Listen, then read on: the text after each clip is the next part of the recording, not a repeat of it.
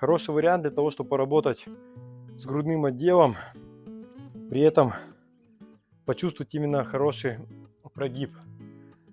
Я беру одеяло, затем одеяло укладываю на спинку стула, ноги ставлю на сиденье стула, талию грудной клетки поставил на спинку стула и лег. Таз поднял, руки поставил на пол, на стену, точнее, извиняюсь. И в этом положении внешние бедра направляю вверх, потихонечку вытягиваюсь. Ягодицы тяну больше вверх, точнее, ягодицы пускаю вниз, внешние бедра направляю вперед, выровняйте плечи, разворачиваю. Вдох, ровный выдох. Дыхание ровное, спокойное, мягкое. Выдыхаем. Замечательно. И потихоньку возвращаюсь. Можно использовать болстер. Но я взял одеяло. Работа спины будет чуть-чуть пожестче, чем с болстером. Пробуйте.